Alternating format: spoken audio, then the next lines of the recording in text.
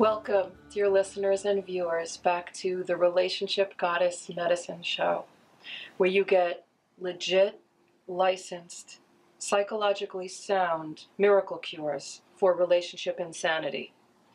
I'm Yaj, your host, and I'm thrilled to be here. This week we're filming in my Yaj Pod. I call this my Yaj Pod. It's where I see clients. It's in a corner of my home, and I thought it would be a really groovy set and a nice, comfy spot to film the show. And this is where I make my livelihood. And I'm really happy to be making the show here, so we'll see how it goes. As always, I want to start the show with candle medicine. So I invite you at home to create sacred space for yourself and catch the vibe with me here, and light a candle to invite in the light and to keep us company. As I always say, my mother always said, candles are company. So it's nice to have some light. And in addition, I like to light incense. So you can either catch the drift of, like I can waft it toward the camera so you can smell the incense at home. You're also welcome to light incense with me. I'm just really into this. I'd have background music playing for the whole show if I wanted.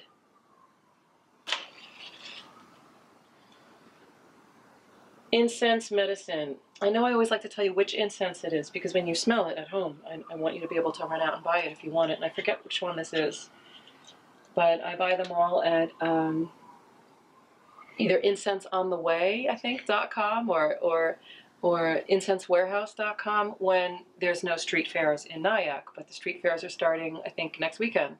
So I'll be going to buy them directly from Pinky and Joe at their amazing Indian setup at the street fairs in Nyack. I just buy tons of incense. Okay, good. Now we have officially set the sacred space. So I also want to say that in addition to being in the Yaj Pod, in this new place for the show, I have a new camera person, this lovely gentleman behind the camera, Ron Geffen from Red Stripe Studio. I'm thrilled to have, I call him Geffen. It's this weird, I thought his name was Geffen when we were first interacting, and then I was like, your name's Ron Geffen. Okay, but can I still call you Geffen? And he hasn't punished me for that yet. So I have Ron Geffen behind the camera of Red Stripe Studio. And was it Ron Geffen Recording? Ron Geffen Studio. Sorry, rongeffenstudio.com if you want to check out his work. And I'm really, really, really grateful. I feel like I can just relax and do the show. This week is a little different. I am a little more subdued in that I am in my home, and my mother is literally down the hall in my room in a hospital bed that was delivered by hospice about 3.5 weeks ago. She's with her aide. She's on hospice, and she's definitely beginning to make the transition out of the physical plane, out of the physical body. The transition's already beginning to happen. It's fascinating. I've only read about this or heard about this from other people, and now I'm seeing that unless it just happens like that, which it happens for some people, it's this process, and the way she's talking is changing. And she's talking in a way, I'm grateful because it actually gives me some comfort that she knows she's dying. And she'll say a lot of things that don't make sense at all. It's getting more like that. But then when she says something that makes sense, boy, does it make sense. I mean, she told me to wear a pretty dress. To her, she didn't say to my funeral, but I knew that's what she meant. She told me, I was giving her medicine, and I said, Mom, it was last night. I said, Mom, I just want to tell you that this medicine that knocks you out, because she was in some pain, make you go to sleep for a long time. I said, there may come a time that I give you this medicine and you don't wake up. That while you're sleeping, your heart could stop and you could not wake up. I just want you to know that. And in a very lucid way, holding my hand nice and tight, she said, I understand. It's okay. And she said, I can't afford to wake up. She's making jokes, like, till the end. Last night I was trying to give her medication, and she said, what, in my last 10 minutes? She's making jokes. But it's better this way. She knows. I think it's better anyway. So I'm sad, but it's also just like I feel very privy, just to be able to, this is what people say, I've heard people say this, now I'm going through it. I feel very honored to be privy to this sacred passage and to know she's in safe hands with our beloved, aide, this woman that we love who's becoming part of our family, Deline. And my daughter, who's going to join us to sing a song later. My daughter's going to be my musical guest today. So if I'm a little sort of subdued, that's what you're picking up on. But I'm still in my purple. The What the Hell Am I Wearing segment of the show is not from Romantic Depot this week. I wasn't in the mood for that, I'll tell you that. But I'm wearing my mother's beads, these shiny beads with the purple silk dress. So that's on my mind, obviously, but I wanted to talk about something else actually kind of serious, but I always keep it light enough. Here, I'll have some coffee. I think about my show, my viewers, my listeners, and I think about how I come across and things that I say. And I think sometimes, and I've said this before in another episode, that maybe, I don't know, maybe sometimes I come off as kind of like light, like, yeah, I'm getting divorced, I'm separated, and, I am woman, hear me roar, and, the single mom empowerment and all this women's empowerment, and how, grateful I am that I got out of a situation that was really bad for me and not good for me. And that's all true. It's all like really profoundly true. But I just felt, maybe it has something to do with my mother being here. Maybe it's all tied together. Like, just really getting real, Like, ultimately, I'm really about, like, really just getting real. And that can include humor and lightness. It can include a lot of things. But I wanted to just share a little bit about, and if any of you watching follow me on Facebook, I post a lot about narcissism and what it's like to be in relationship with a narcissist. And, my father, my brother, I have to be careful here. I know a lot about narcissism. I know more than really I wish I did about narcissism, but since I know it, I feel a need to share it because it's more common than most people know. A lot of people don't really even know what it is. And so I wanted to just share a little bit about the reality of how hard it is to be in a relationship with someone, okay, who's a narcissist. Okay, narcissist. What does that mean? Someone who is a narcissist or who exhibits a lot of narcissistic tendencies, maybe kind of like off on the street, if, hey, what's a narcissist? Some people won't know what the hell you're talking about at all. Some people might say, oh, like an egotist or egoist. I don't know. People use both words. People are really full of themselves. Conceited people, braggarts, people that just think they're the best thing in the world. Yeah, okay, yeah, that's like a very baby beginning understanding of it. They certainly can come across like that a lot of time. But it's really complex. It's really, really, really complex. And what I wanted to address here today is that the narcissist, or someone who has, check if 5 out of the 10, of these behaviors are exhibited. If it's like, check, yeah, my ex or my, whatever family member or person is exhibiting tendencies of narcissism. What it means is that they were narcissistically wounded in childhood. Yes, folks, childhood. I am a therapist. I talk about childhood. Yes, I do. It means they were narcissistically wounded. What does that mean? I'm going to tell you. Children, any of you who have children, nieces, nephews, grandchildren, any of you who've been around little kids, babies, little kids beginning to walk, little toddlers, children come into the world, unless there's something really organically not right, and they're not, which is rare, but even then, you're still going to see some of this. Children come into the world with this open, expansive, you may love me now. I'm here. You're celebrating that I'm here, right? Like it's a given that you're celebrating that I'm here, that I'm welcome, that my feelings are welcome, that who I am is welcome, and that you're glad I'm here. That's how children are born into the world. That's how, they are supposed to be born into the world. That's our natural birthright, that I'm here, and it's totally safe to assume that you, meaning like primary care providers, the people around me, most of the time, giving me my care, are happy I'm here, are glad I'm here. Okay, so now that I've said that, I'm sure that some of you watching might be thinking like, I don't know if I exactly got that. Or, well, I got that sometimes, but there was definitely some other messages that came across either directly or indirectly, or maybe you're thinking about somebody you know, or go ahead, think about someone you know. Think about your parents. Think about your siblings, your own parenting. This is huge for me. It's so humbling for me. Because I slip into behavior that does not give the message, I'm so glad you're here. I'm not saying it always has to be, happy, smile. What was Ren and Stimpy? No, it was, Ren and Stimpy was happy, happy, joy, joy, and Felix Unger. Was happy and peppy and bursting with love.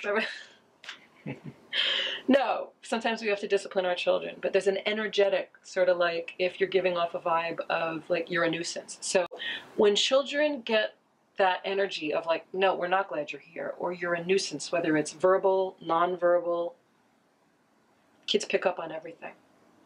And a lot of times, sadly, tragically, children get much worse than, oh, you're a bit of a nuisance. Tragically, children often get the message, even if it's not like what the parent meant, consciously, but the message gets through kind of like, I'm not glad you're here. You're in my way. You're a pain. You're a nuisance. I've had clients who told me they remember their parents saying, I wish I never had you. It could get really, really ugly, the things I've heard that have been said and done to children. But that's the narcissistic wound. Healthy narcissism is for a child to be able to feel celebrated.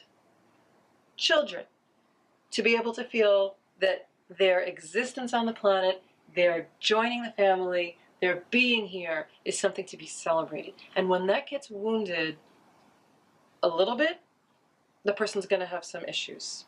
When it gets wounded like moderately, the person's going to have some pretty serious issues.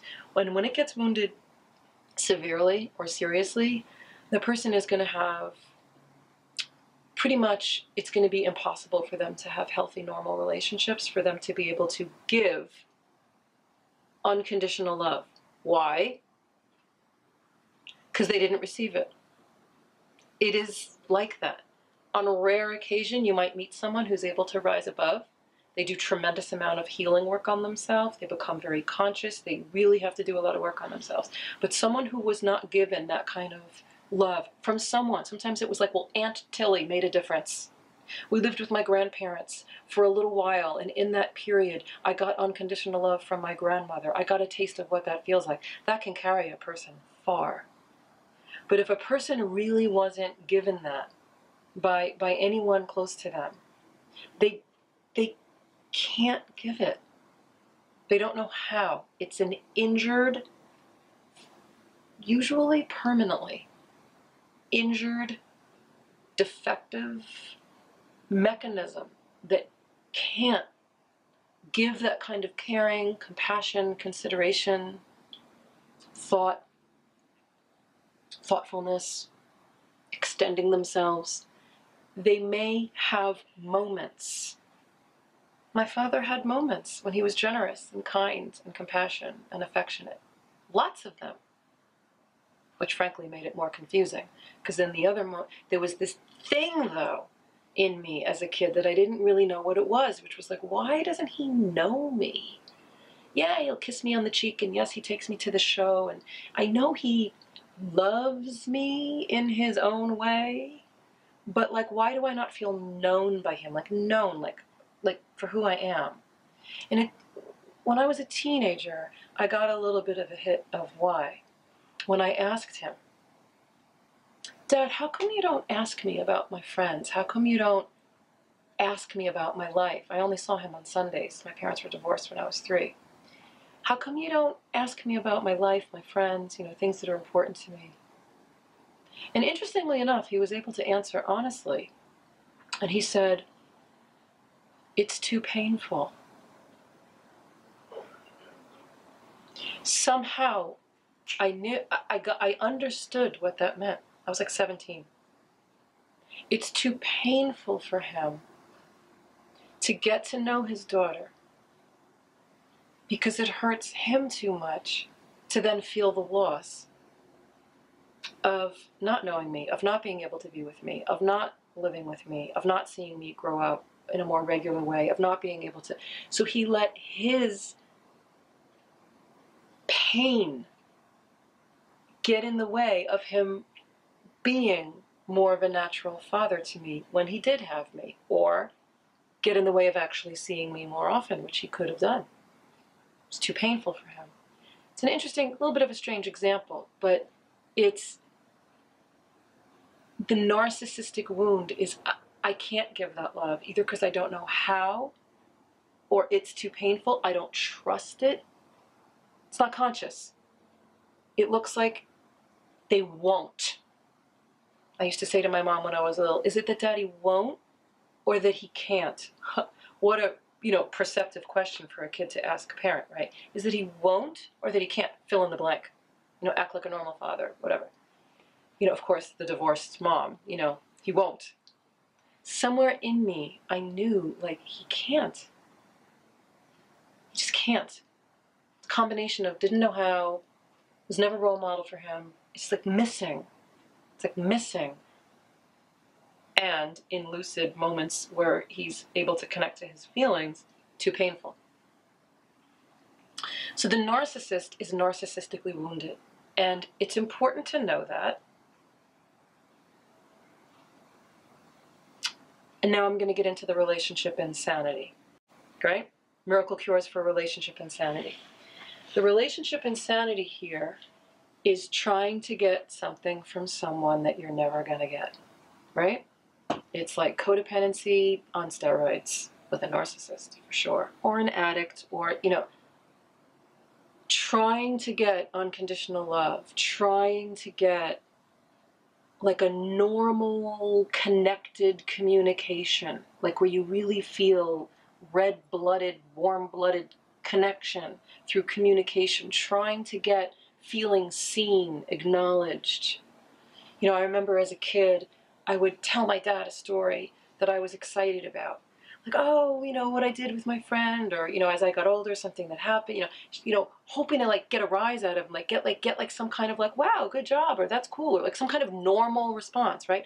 And he would just kind of look off and rub his chin. I hated that. And that would like egg me on more. That's the codependency. That's the root of codependency, to try to get like, and as I got older, I would even start to be like, Dad, hi, did you hear what I just said? Like, like try to coach him to get, it's like, okay, that's where my relationship insanity started. Like trying to get someone who can't, won't, doesn't, isn't gonna give you that normal regard, recognition, acknowledgement, connection through communication. And you keep trying. Relationship insanity. Some of you can relate to trying to do this with a spouse, a parent, a friend, a boss, a coworker, a landlord. I mean, the guy at Target who... But really, the more serious ones are the closer to home in the family. So the relationship insanity is trying to get a normal And I'm going to use that word. There's a wide range of what normal is. But trying to get some sort of like normal, gratifying, scratch the itch, kind of like, yeah, we're connected, right? Relationship out of someone you're never going to get it from. Because they can't. Won't. Don't. Ain't gonna happen. We can really make ourselves sick trying. Physically sick, mentally sick, energetically, psychically, psychologically. Okay. Okay. Miracle cure. Sometimes I really start to sound like a 12-step sponsor, but 12 steps have a lot to offer all of us, because the final frontier is we're all addicts. If we're not addicted to alcohol or crack or porn or gambling or shopping, we all have some addiction to, or food. Food and money can be really hard because you have to have a relationship with food and money. You don't have to have a relationship with alcohol or porn or all those other things. But I say the final frontier is our emotions and relationships. And there's Relationships Anonymous, Love Anonymous, Feelings Anonymous, Codependence Anonymous, Al-Anon. Very, very good programs. So the ultimate, the kind of the final frontier with our insanity is, how can I stop trying to get something out of this relationship that I am never going to get? And the miracle cure is really simple but not easy. I'll get my little mini Tibetan singing bowl. Acceptance. That's all. I can joke, but it's true. Acceptance. Not arguing with reality anymore, and doing whatever you have to do to gain acceptance of the reality. Stick your head in the freezer, splash some cool water on your face, take a walk around the block, get into yoga, meditate, read, go to therapy, go to coaching, counseling, retreats, seminars, healing, talk to safe and supportive people. By the way, that's on my list. Safe and supportive people. The other stuff is like, yeah, whatever works. It's a process. Go to 12-step meetings. Read. I read every night for about an hour before I go to bed. People say, when do you have time to read? I go to bed. I get on this headlamp. I love my headlamps.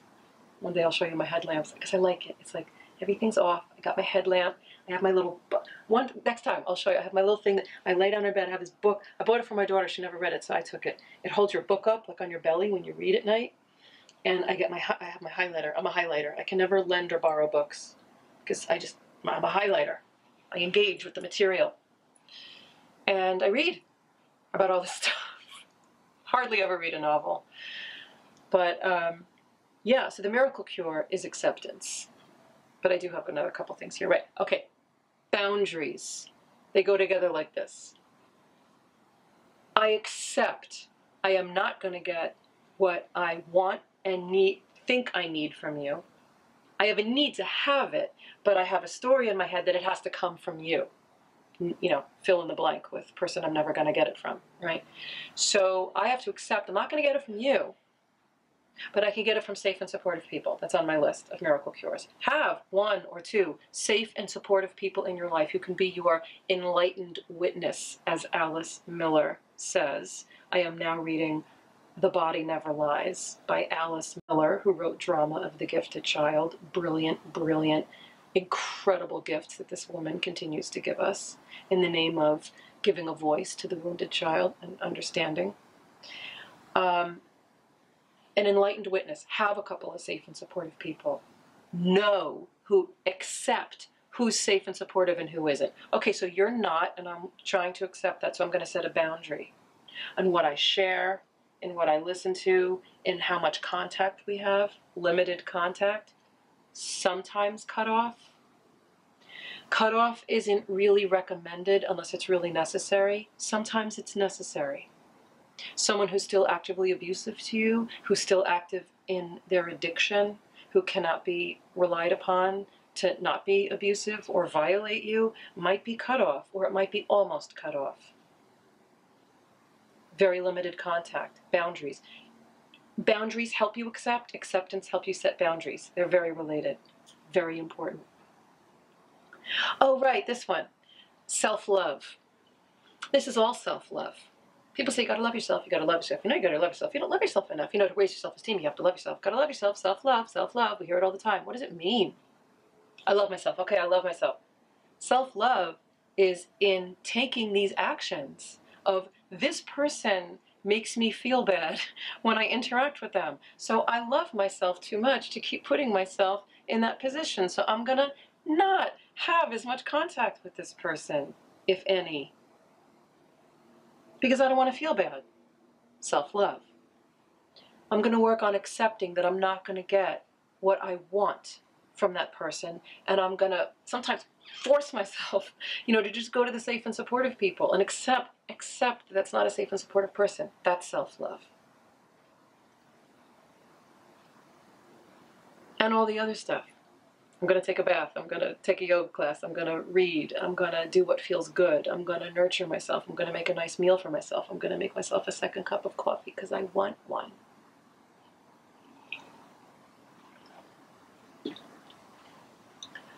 I'm going to hire a really cool person like Ron Geffen to film my show because I love myself too much to put myself through the pain of not feeling safe and honored and respected.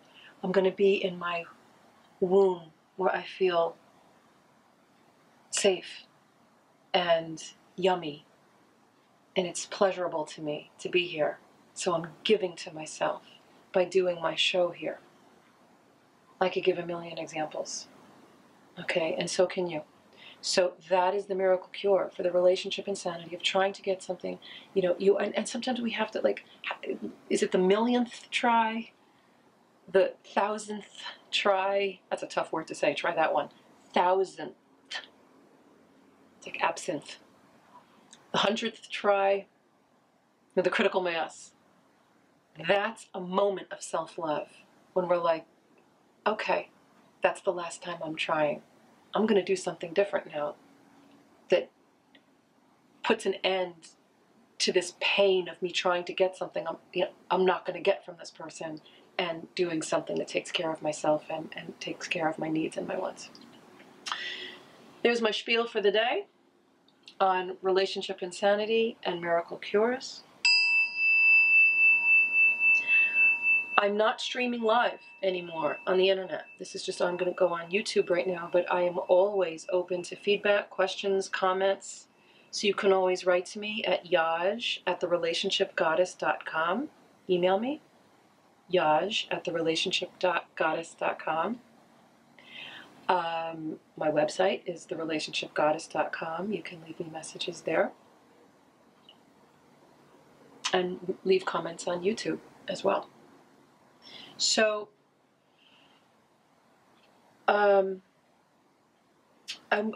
so my musical guest today, time for guest medicine. I like ringing this thing, any excuse to ring it. Guest medicine. Surprise. It's going to be my daughter, Twilight. I asked her if she wanted to, and she wasn't entirely sure a week ago. And then I asked her, again, no pressure, would you like to come on and sing this song? We're going to sing a song for you. And she said, yeah. But then she asked if she could wear makeup. So I said yes. My 8-year-old daughter. So she's going to come on. I don't know what she's going to look like. She's going to have some outfit on and a hairdo, and I don't even know. And we're going to sing a beautiful song by Darpan.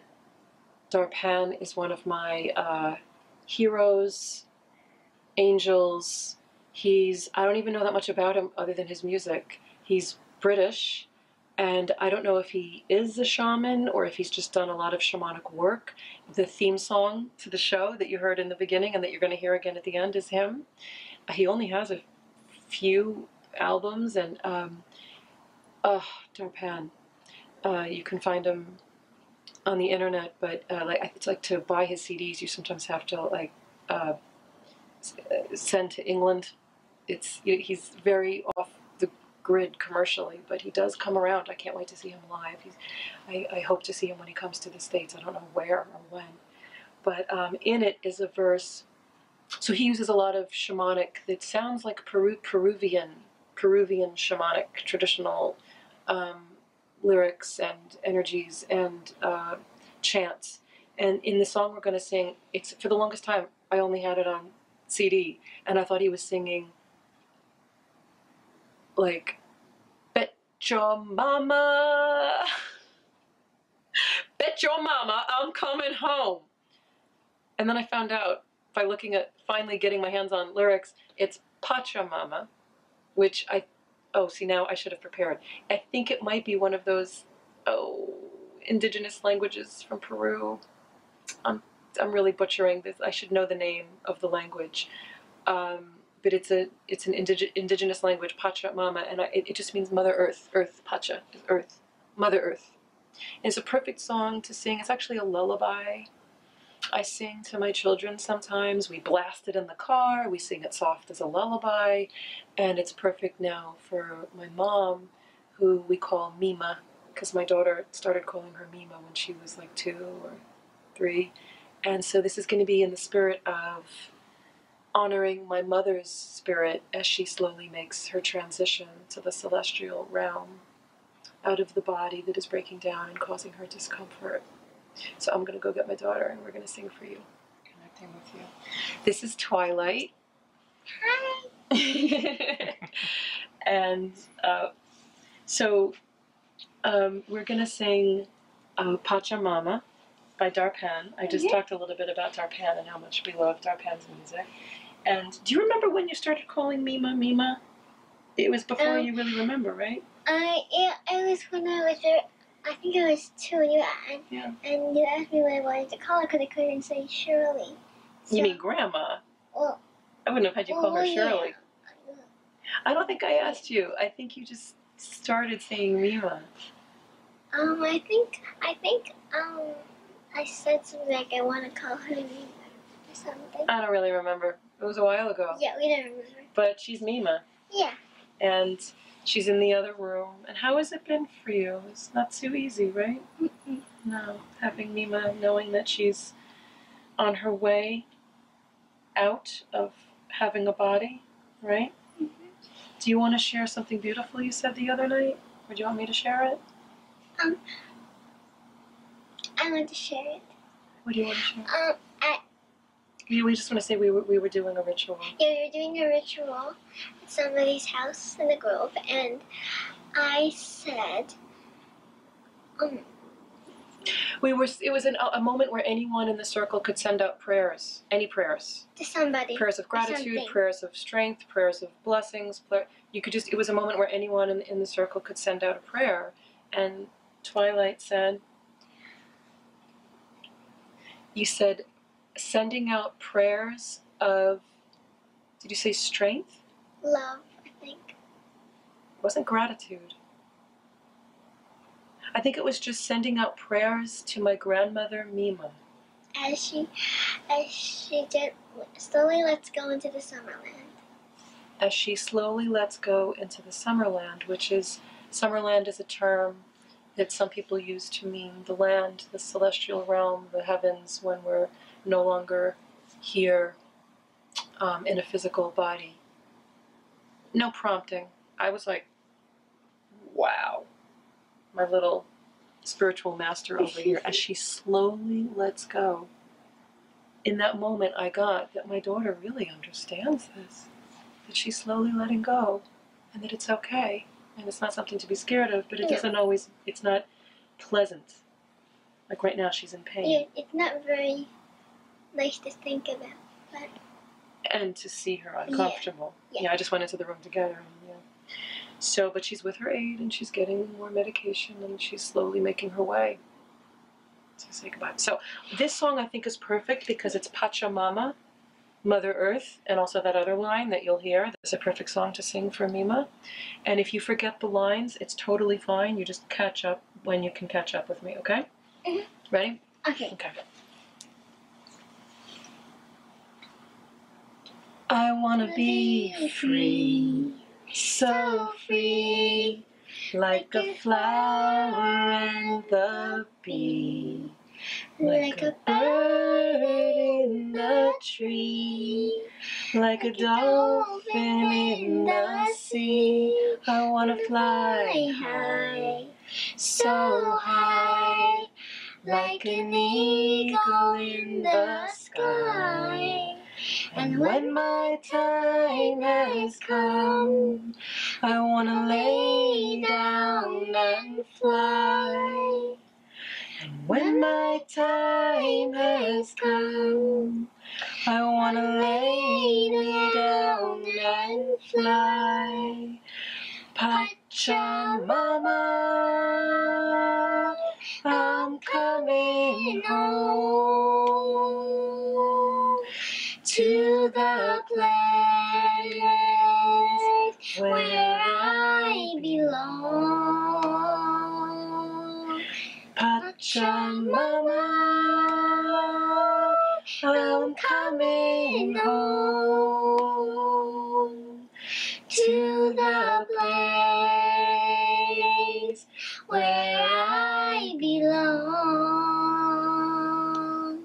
I wanna be me, just me, be the being that I see. Not to rise and not to fall, being one and loving all. There's no high, there's no low, there's nowhere left to go, except inside a little star, saying be just who you are. Inside a little star, be just who you are. Pachamama, I'm coming home to the place where I belong. Pachamama, I'm coming home to the place where I belong. To the place where I belong. To the place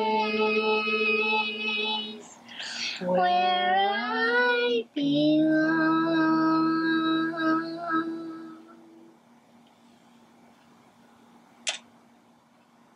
That's our song. That's Darpan's song. Yep. That was lovely. Thank you for singing with me. You're welcome. So, you know, and when my time has come, I want to lay me down and fly. Love that. Because everyone's always expecting I want to lay me down and die, right? Well, you know, my mom's time is going to come sooner than later. And she's going to lay herself down.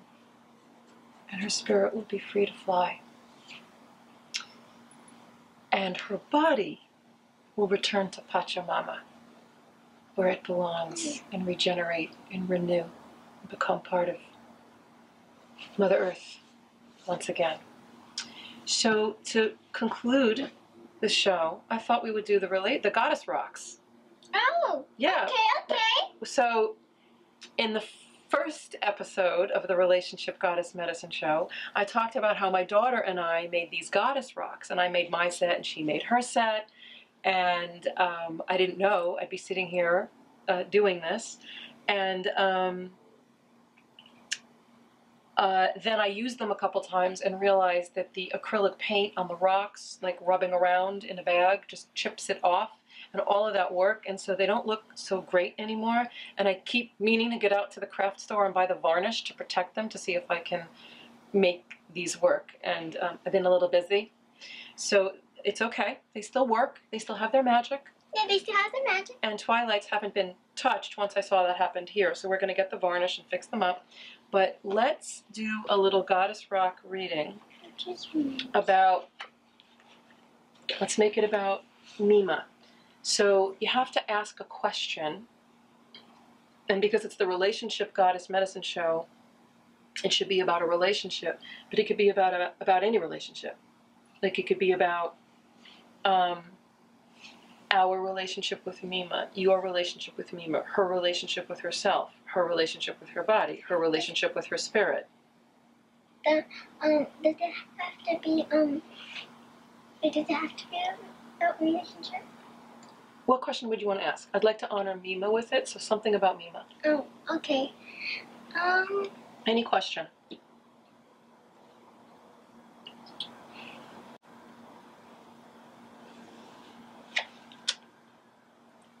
Simple, right? Better. Yeah, better to keep it simple. She's smart. How can I feel sorry for her, but not like feel weird inside about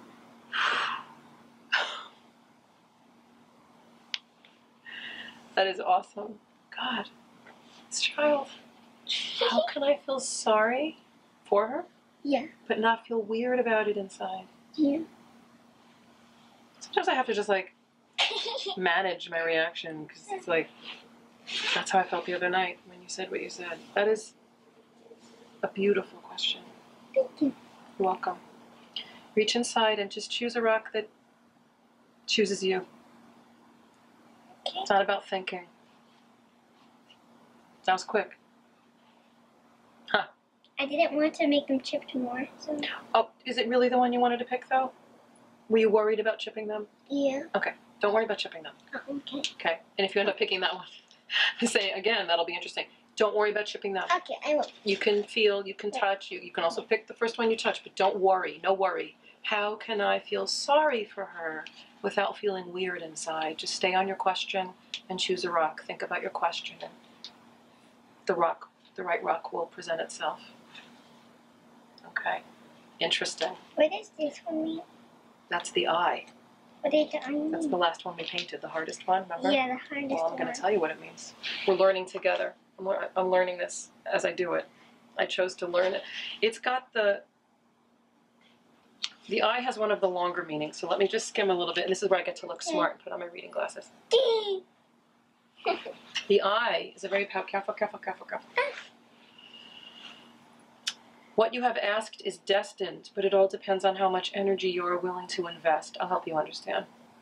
In fact, now is a time when you will have to muster your own energies and go solo. So what it's saying is, it is meant to be that you will find a way to feel sorry without feeling weird, but you have to kind of do it. You'll have to find your way on your own. It doesn't mean you can't get help, but it means it's like your journey to find this answer. This can sometimes indicate a lonely quest, like a lonely journey, where your efforts are misunderstood or thwarted. The eye rune, these are runes, we call them goddess rock. Oh, by the way, look how beautiful. Can you see that? We painted these. Mm-hmm. That one's not so chipped. Yeah, except that let me just skim for the parts that... It can indicate a secret suddenly revealed that can change your course or direction. So there might be a secret or a surprise that comes in answering this question for yourself. It is time now for you to use your inborn powers in a solo effort. So it's really about, this is your journey to find this. It's not like you have to figure this out by yourself. It's just, this is really something Twilight has to find for herself. How to feel sorry without feeling weird. It can also indicate a time when you are watched with interest and amazement. Well, guess who's interested and amazed by you? Me. Ocean. And maybe Ocean, her little brother. And I think maybe our viewers. You can be watched, the eye, with interest and amazement. So expect to have your efforts discussed and talked about. Don't worry about rumors. What this rune really means is you have a great deal of power right now. Don't worry about reading it, sweetie. She's such a good reader. She's like reading ahead. No, I'm not. You have a great deal of power right now. And therefore, most people will tend to follow and support your efforts. I don't think I'm hallucinating in that we can all learn from Twilight. It's a brilliant question, and we can learn from her efforts and her question. Does it really say that? No, it doesn't. No, that's my interpretation. That's where my, I'm practicing the art of becoming. Did you say the other thing, but not when you... You have a great deal of power right now, it says. In old times, this stone helped ward off the evil eye as protection against the falling under a malevolent spell. In our present day, the eye rune represents the meeting up with a soulmate and also the maturation of your psychic powers. So this means that you are meeting up with... Soulmate can mean a lot of different things. You might end up starting to feel like you're getting some kind of spiritual guidance around this question and around Mima's passing. You might feel that there's a presence of some kind of either a person or an energy that's helping you feel sorry without feeling weird. And you might start to feel that you're getting some kind of connection and some guidance around this. But whatever you decide, if you continue to act with integrity and honor, you can be assured that what you put into motion will most likely work out as planned and probably even better. Now you can put your own meaning to the stones, but so this stone mostly means you have a great deal of power right now. A lot of it has to be found on your own, and think about your question in terms of the power to receive guidance and to be strong in yourself no matter what is going on around you. Isn't that pretty cool? Pretty cool. I think it's pretty cool. So we're going to end. We're going to finish the show. Thank you for that. That was beautiful. Is there anything you want to say? What are viewers? Viewers? I tell you, I love this kid.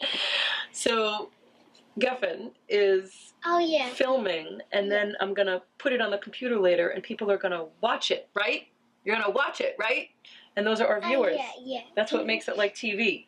They're not watching yet, but they're going to watch once I put it up. But if they're watching live, then they are watching. We're not watching live anymore. Not right now. Right now we're filming, then we're going to put it up, and people are going to watch it. All right. Yep. So do you want to say goodbye to our viewers and listeners? Okay. I know it's just a camera, but, people are watching this later. So what do you want to say? Bye. Thanks for watching. Bye. Thanks for watching, and I hope you'll watch the next shows. She's also my agent. I mean, really. Goodbye, everybody. Thank you for joining us on the Relationship Goddess Medicine Show. We post, we film and hopefully post on Medicine Mondays. It's Medicine Monday. We wish you a happy, whatever you're celebrating. We celebrate. I found out that Easter, the original, it's from a goddess. It's all about the goddess. The goddess Ostara, also known as Eostre or Estre, is all about bunnies and eggs. And she came thousands of years before any religion was written down. So I said, okay, this Jew can have her family color eggs and do egg hunting. Once I knew it meant that, I felt comfortable with it. So I'm like, yes. And she is a pet bunny. Yep, she's all about bunnies and eggs. Thousands of years before any religion was written down. And wait,